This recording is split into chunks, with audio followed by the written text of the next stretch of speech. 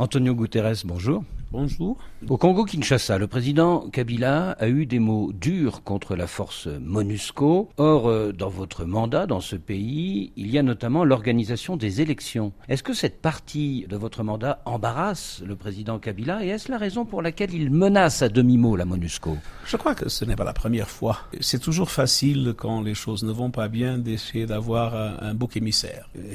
Et les forces des Nations Unies sont facilement des boucs émissaires dans beaucoup de situations. Ce qu'il nous faut, c'est avoir des élections jusqu'à la fin de l'année, et ce qu'il nous faut, c'est que la Constitution soit respectée. Et là, nous ferons de notre mieux, d'une façon loyale et ouverte, nous ferons de notre mieux pour que ces deux conditions soient remplies. Et aussi pour que, dans le contexte de l'évolution du pays, il y a des mesures de rétablissement de la confiance, et ça a à voir avec les libérations de gens qui sont en prison et qui ne devaient pas l'être, Prisonniers politiques. avec la façon dont les forces de l'ordre, quelquefois, utilisent la force d'une façon exagérée face à la manifestation. Il faut à tout prix, notamment, éviter les attaques aux lieux saints des différentes religions, etc. Il y a des choses à faire. Mais l'essentiel, c'est d'avoir des élections dans le respect de la Constitution jusqu'à la fin de l'année. Le 12 mars 2017 ont été tués au Congo-Kinshasa 2 experts de votre organisation, de l'ONU, Zaïda Catalan et Michael Sharp. Une enquête de RFI révèle que des agents de l'État congolais ont participé à l'organisation de la mission qui a coûté la vie à ces 2 malheureux experts. Mais cela n'apparaît pas dans le premier rapport du comité d'enquête mis sur pied par l'ONU. Bon, naturellement, dans ces situations, il y a toujours